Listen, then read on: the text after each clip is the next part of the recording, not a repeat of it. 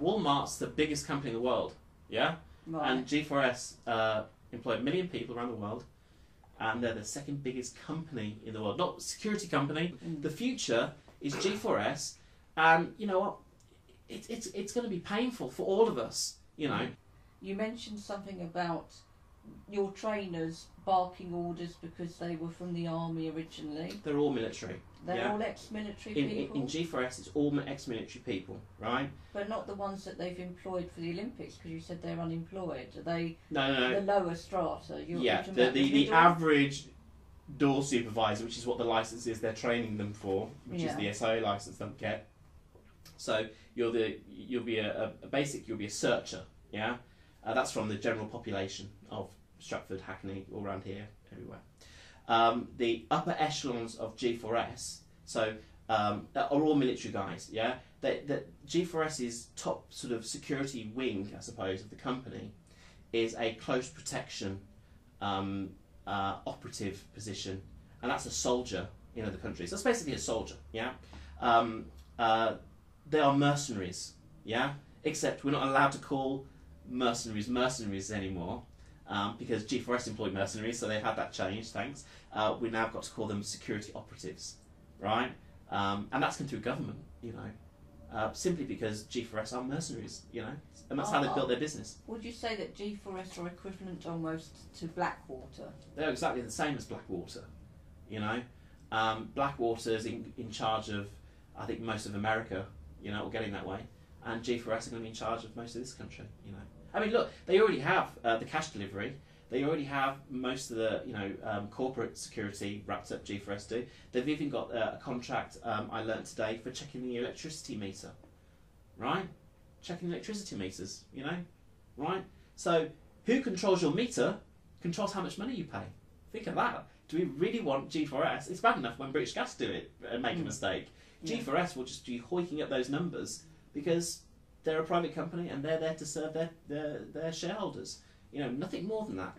So wherever G4S operates, in any guise, there's always problems. I just wanted to look at the Olympics and just to say, hold on a minute, we've given the Olympics over to these people. A terrorist can walk straight in there and blow the Olympics up. And the example that I kind of gave was say, look, you know, I had to put ammunition through the X-ray machine and walk through it to the metal detector. It didn't go off. And I think it was a clip, I don't know, of about 5 rounds or something like that. It wasn't an official clip, it was just a little segment that they had cut off. And I said, well, hold on a minute, if one person takes 1 round through a metal detector and gets away with it, and 50 people do that, that's 50 rounds of ammunition, or, you know, in a gun that can be assembled in there, that's a massacre. That is simply a massacre, because, you know, you might say, well, 50 people is not as much as, say, 9/11, which was 3,000 odd people, and more since have died because of the radiation poisoning and stuff.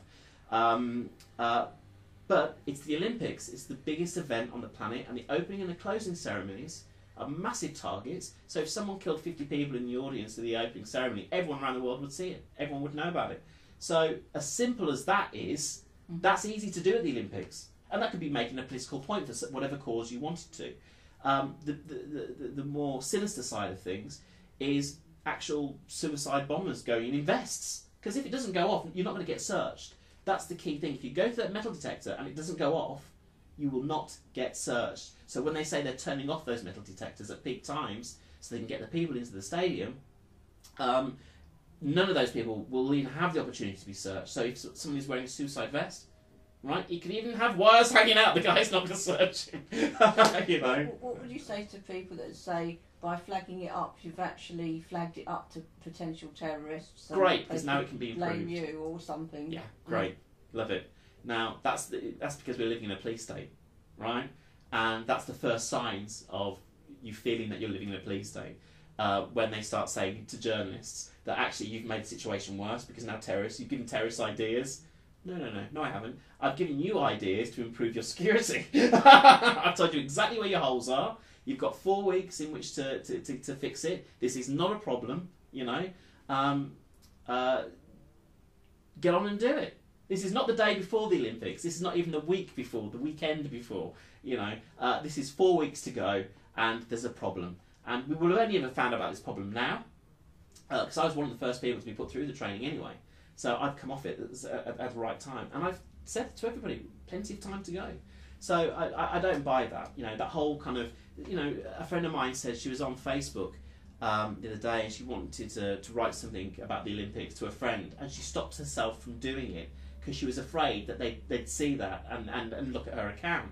Well, that's what a police state does to you. It makes you afraid of doing anything or saying anything, you know. So I've done this. I'm sure I'm on the list now, right? I probably won't be able to travel to America or anything like that because I'll be on the terrorist watch list or something. Even though I'm a journalist, I'm not a terrorist. But it's everybody's duty as a citizen of this country, you know, to hold private corporations to account.